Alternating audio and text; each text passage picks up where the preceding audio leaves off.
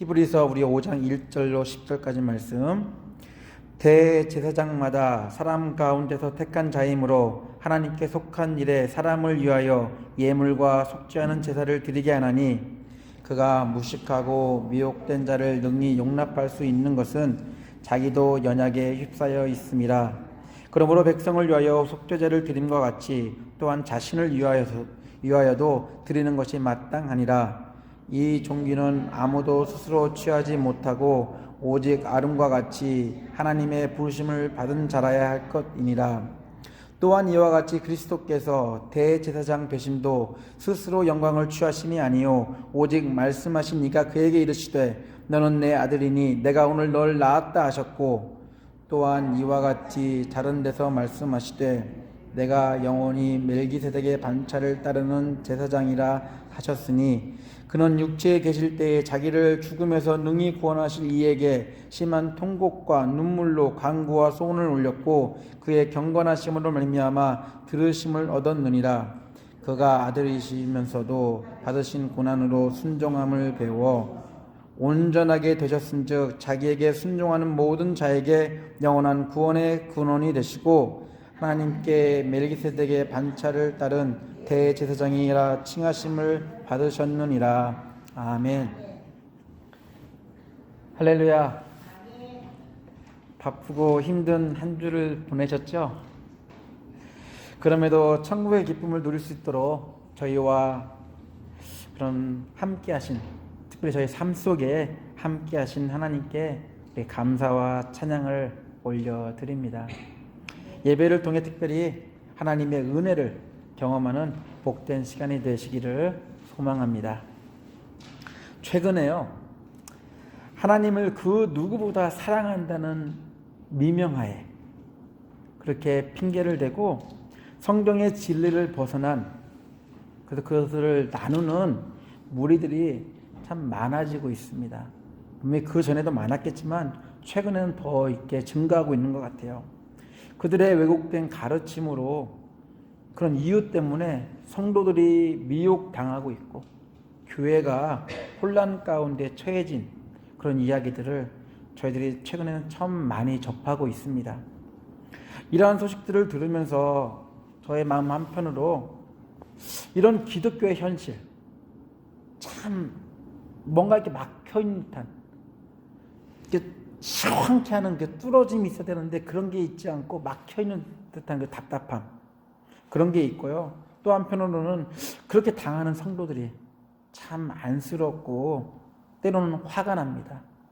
분명히 이러한 이유에는 목회자들의 그런 영향력이 없는 가르침도 분명히 거둘 수 있을 것입니다.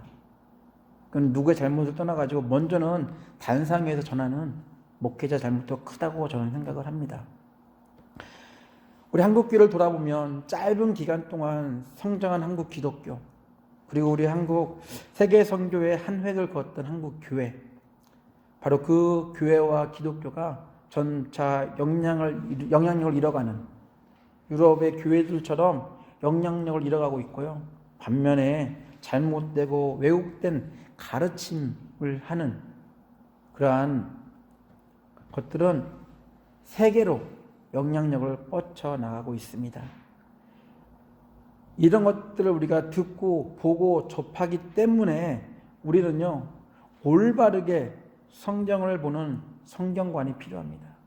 또한 건전한 이 말씀을 이해하고 말씀을 적용하는 그러한 것들도 우리에게 필요한 그런 시대에 살고 있습니다.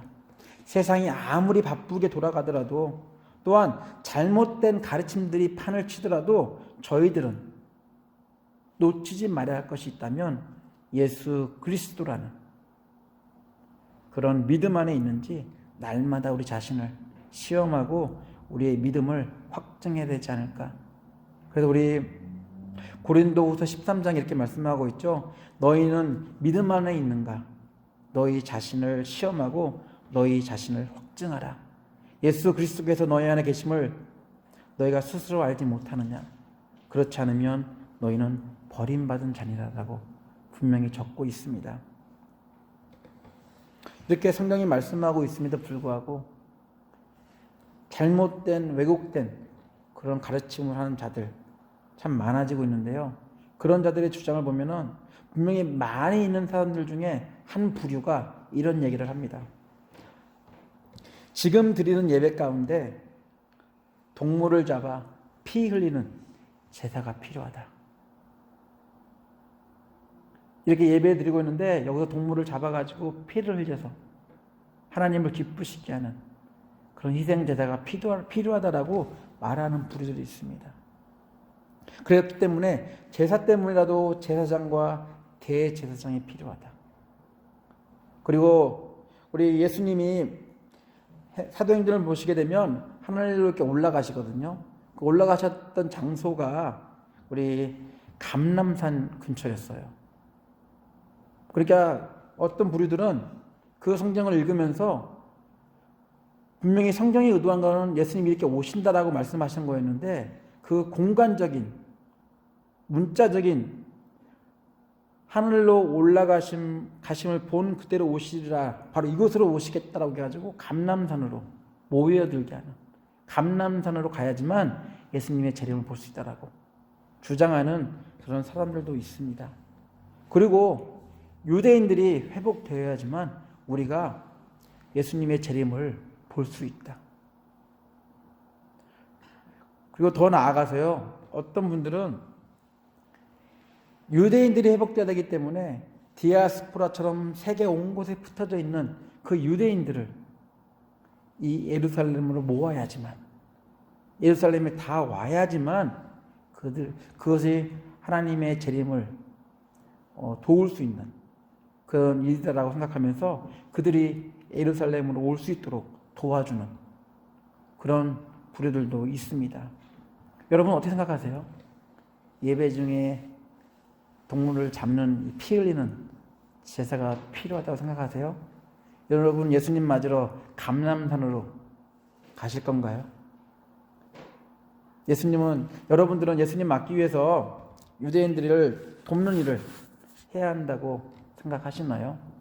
분명히 선교적인 차원에서는 그들을 전도하는 건 당연한 것이겠지만 우리들이 주장하는 것들 이면을 보게 되면 성경을 문자적으로 보고 있다는 것입니다.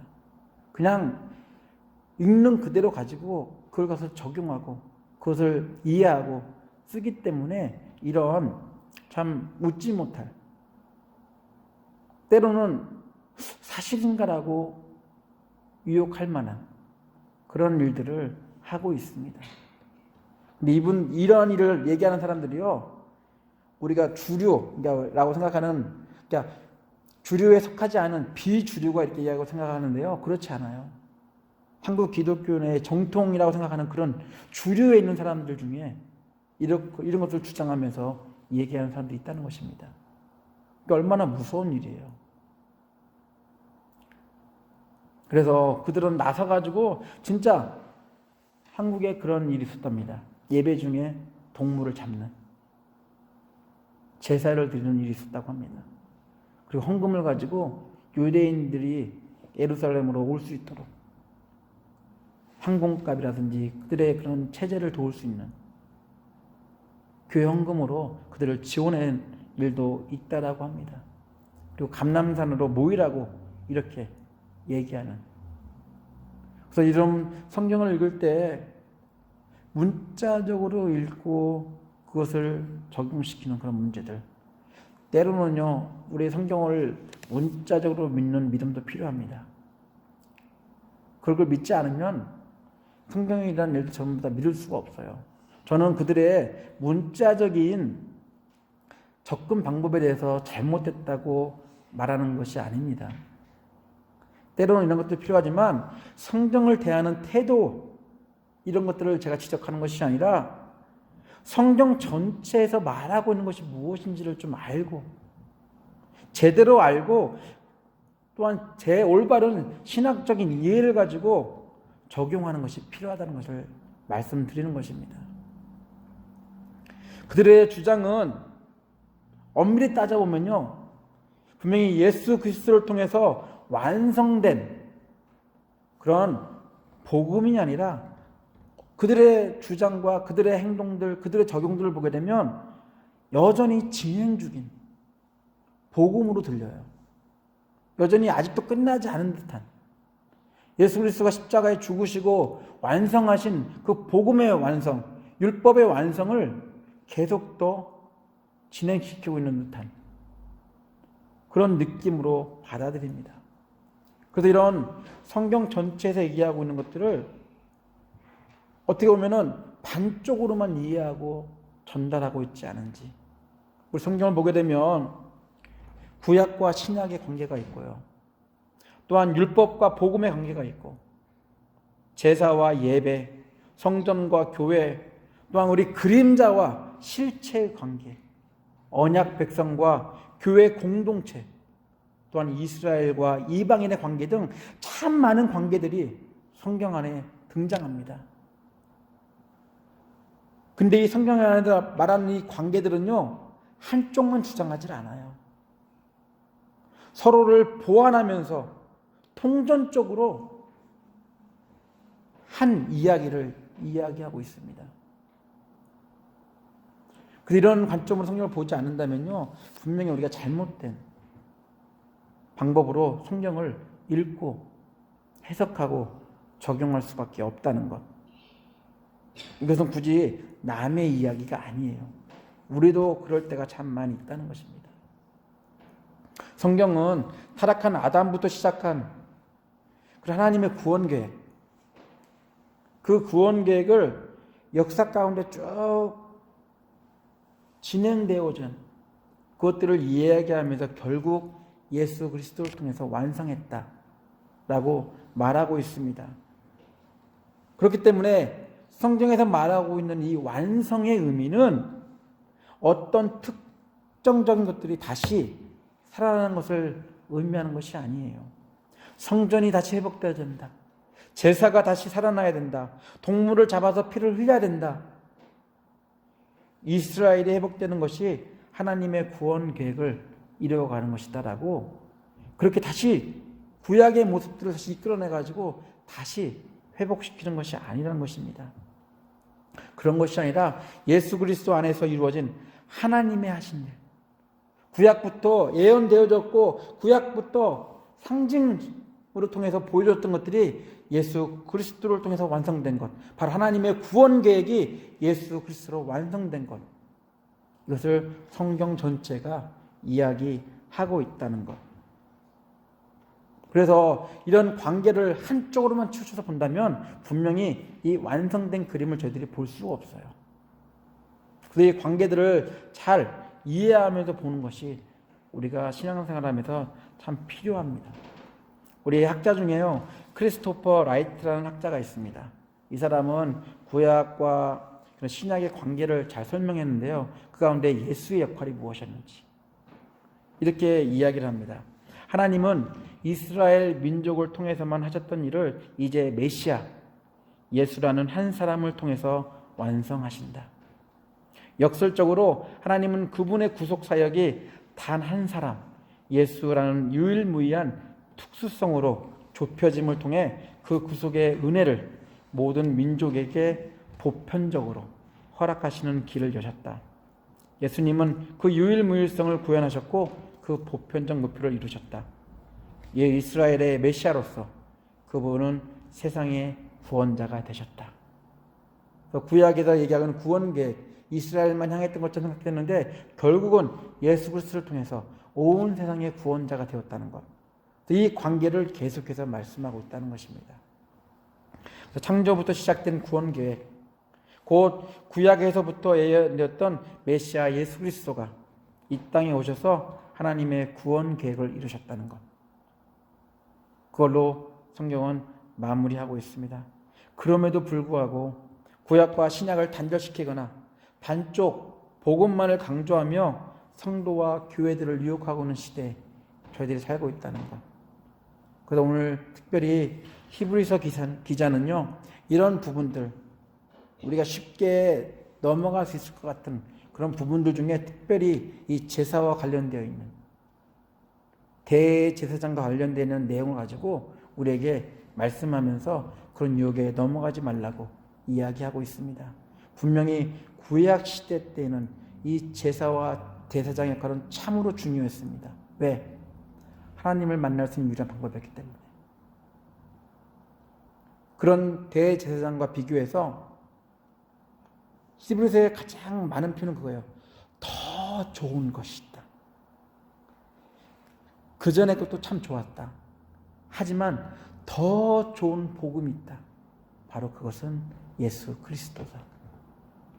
그 얘기를 히브리서는 계속해서 얘기하고 있습니다. 끄집어내서 얘기를 해요. 이것보다 좋은 건 이거였다. 하지만 이것보다 더 좋은 것은, 이런 우월함을 강조하기 위해서 이런 것들을 끄집어내서 얘기하는데, 오늘 등장하는 것이 바로 대제사장과 제사에 관련된 이야기로 그거를 풀어나가고 있다는 것입니다. 그래서 우리 읽었지만 분명히 좋은 것이 있었거든요. 하나님을 만날 수 있는 좋은 것이 있었는데, 그것이 무엇이냐면 대제사장을 말미암아서 하나님께 제사를 드리는, 그 당시에는 이것보다 더 좋은 게 없었어요. 그래서 대제사장이 어떤 일을 했는지 우리 1절부터 4절까지 그 얘기를 하고 있습니다. 그런데 좋았지만 부족한 것이 있었다면, 대제사장은 사람이었다. 죄인이었다. 아무리 하나님 앞에 나아가는 그런 특별한 일을 했지만 그는 사람이었기 때문에 그 자신의 죄를 위해서라도 이 제사는 필요했다. 이런 얘기를 우리 1절부터 4절까지 이야기를 하고 있습니다. 우리 한번 보실까요? 읽었지만 다시 한번 보겠습니다. 1절부터 4절까지입니다. 우리 한 절씩 한번 읽어보겠습니다. 대제사장마다 사람 가운데서 택한 자이므로 하나님께 속한 일에 사람을 위하여 예물과 속죄하는 제사를 드리게 하시니, 그가 무식하고 미혹된 자를 능히 용납할 수 있는 것은 자기도 연약에 휩싸여 있음이라. 그러므로 백성을 위하여 속죄제를 드림과 같이 또한 자신을 위하여도 드리는 것이 마땅하니라. 이 종기는 아무도 스스로 취하지 못하고 오직 아론과 같이 하나님의 부르심을 받은 자라야 할 것이니라. 예수가 오시기 전까지 하나님께 나아가는 것, 그리고 죄를 용서받을 수 있는 유일한 방법, 바로 그것은 하나님께 선택받은 그런 지파를 통해서 드려지는 제사뿐이었습니다. 그래서 이스라엘은 여러 제사들을 준비하는 제사장들, 그리고 1년에 한 번 자신의 죄뿐 아니라 온 백성의 죄를 용서받기 위해 지성소에 들어가는 대제사장이 있었기 때문에 하나님의 심판을 면할 수 있었습니다. 제사는 거룩하신 하나님을 만나는 유일한 기회였거든요. 근데 구약에서 드려지는 이 제사는요, 잠깐, 그 시간 잠깐 기쁨을 누릴 수 있는 그런 거룩함에 참여하는 시간이었습니다. 그리고 다시 또 1년이 되면 또 그 제사를 또 드려야 됐거든요. 계속해서 제사는 반복이 되었거든요. 그래서 이러한 인간 대제사장의 모습은 우리에게 알려주고 있는 것이 있다면, 그렇지 않아도 참 좋은 것이지만 우리를 하나님과 만날 수 있게 하는, 하나님의 성전 안으로 들어갈 수 있게 하는, 하나님의 임재를 볼 수 있게 하는, 거룩하신 하나님 앞에 나아가기 위한 우리를 거룩하게 만드는 그런 일을 했지만, 그는 임시적이었던, 일시적이었던 그런 은혜였다는 것을 강조를 합니다. 그렇기 때문에 다른 것과 비교하면 좋은 거죠. 하지만 이 히브리서 기자는요, 그보다 더 좋은 것이 있다. 근데 그 더 좋은 것은 일시적이거나 임시적이지 않고 영원한 우리에게 기쁨을 주는 그런 것이었다는 것을 얘기하려고 이제는 우리를 위해 희생 제물이 되어 주시고 우리에게 친히 대제사장이 되어 주신 죄 없으신 하나님의 아들 예수 그리스도, 그 메시아이신 그 예수 그리스도를 소개하고 있습니다. 우리 5절 6절 우리 같이 한번 읽어볼까요? 5절 6절입니다.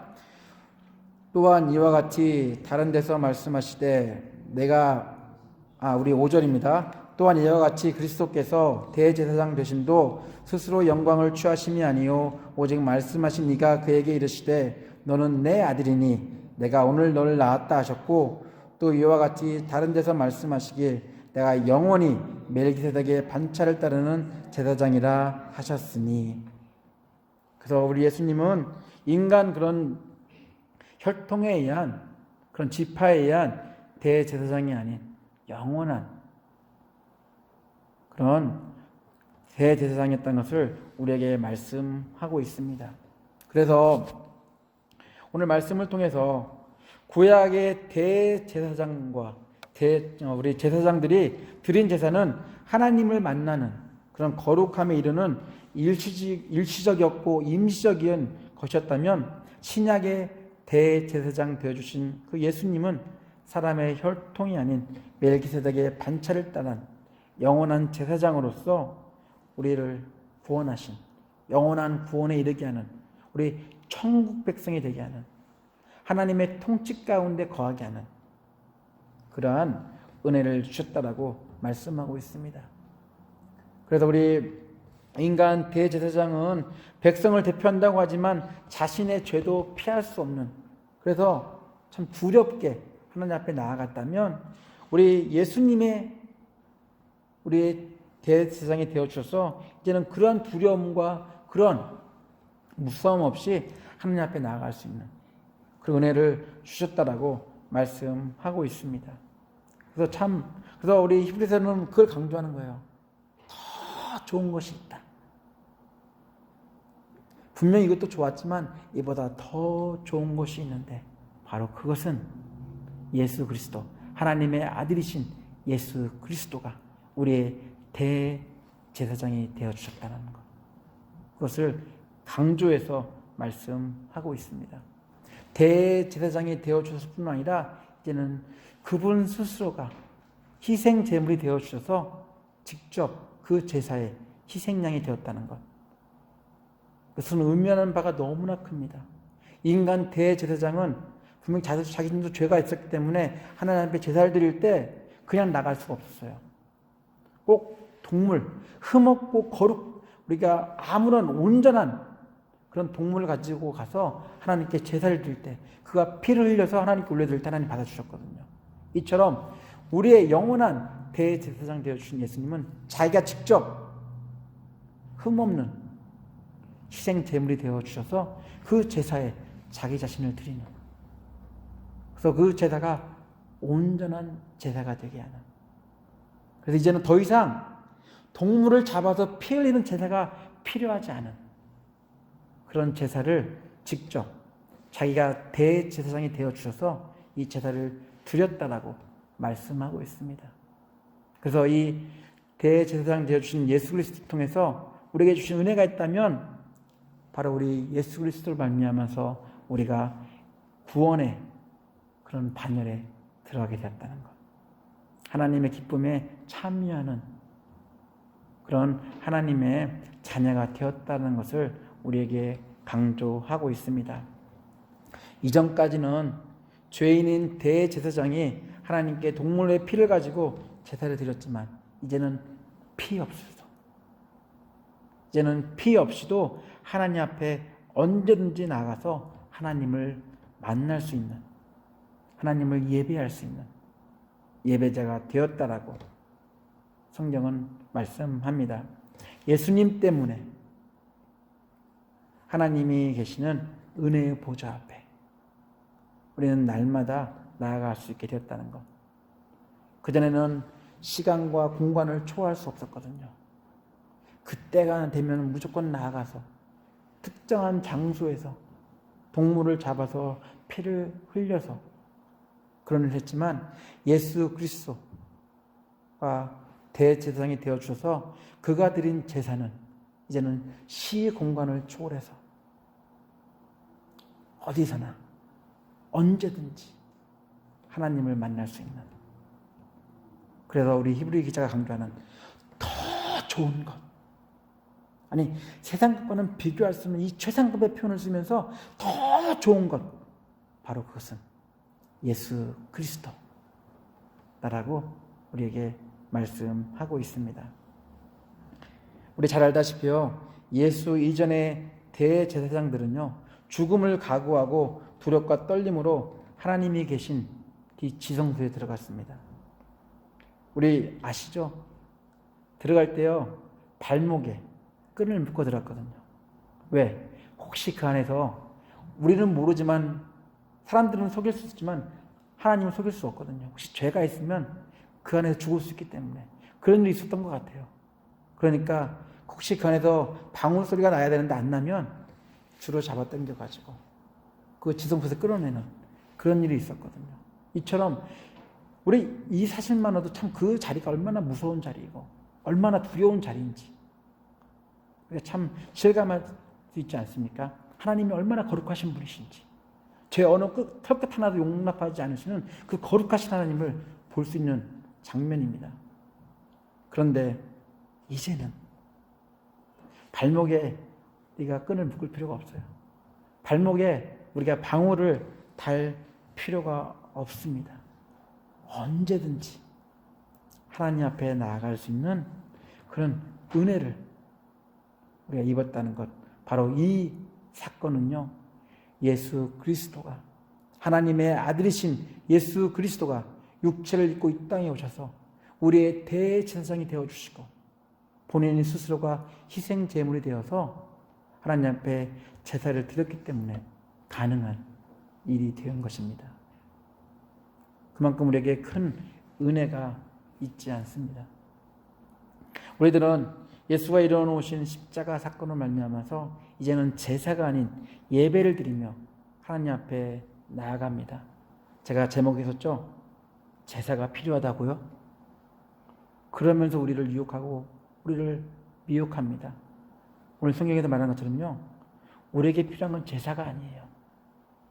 우리에게 필요한 것은 대제사장 되어주시고 본인이 직접 희생 제물 되어주신 예수 그리스도가 필요합니다. 그래서 그 얘기를 오늘 하고 있는 것이에요.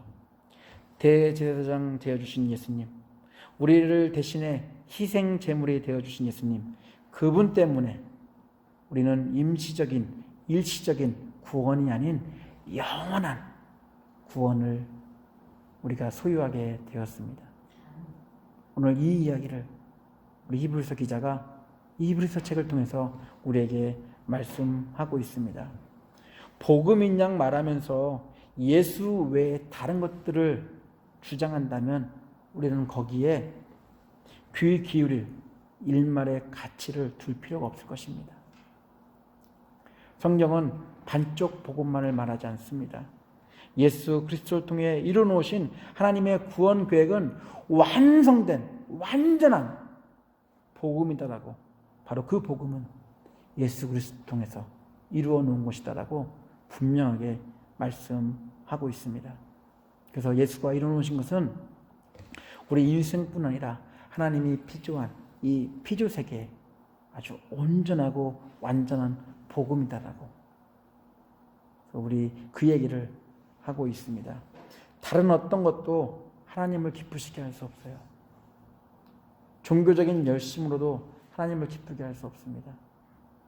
하나님을 기쁘시게 할 수 있는 그것이 있다면 바로 그것은 우리의 대제사장 되어주신 예수님을 하나님의 아들로 믿고 그분을 통해 구원을 얻었다는 그런 믿음의 고백, 또한 고백에 맞는 합당한 신앙의 삶을 사는 것, 바로 이러한 모습이 하나님을 기쁘시게 할 수 있을 것입니다. 우리 그 어떤 것도 완전한 그리고 온전한 그 복음이신 예수 그리스도와 우리 사이를 가로막을 수도 방해할 수도 없다는 것 꼭 기억하시고, 우리 예수로만 만족하는 저희들이 되어야 되지 않을까. 하나님은 저희들을 택하신 족속으로, 왕같은 제사장으로, 거룩한 나라 시민으로 하나님의 통치 가운데 살 수 있도록 어두운 데서 불러내어 빛에 들어가게 하셨습니다. 저희의 삶이 예수 그리스도가 보여주신 아름답지만 희생적인 대제사장의 삶을, 우리의 삶을 통해서 세상에 선포해야 할 것입니다. 그리고 제사와 동물이 성전이 필요한 것이 아니라 제사의 희생물로 하나님을 기쁘시게 한 예수님을 닮아 우리 자신이 이 세상을 살면서 삶 속에서 제사장적 삶을 사는 그런 영혼을 구원하는 그런 삶을 사는 성도들이 되어야 될 것입니다. 그래서 오직 예수만 바라보며 예수로 만족하는 우리 성도님들 되시기를, 우리 더 좋은 복음, 이보다 더 좋은 복음은 없습니다. 우리 예수로만 우리 만족하는 성도님들 되시기를 예수 이름으로 축원합니다. 같이 기도하겠습니다.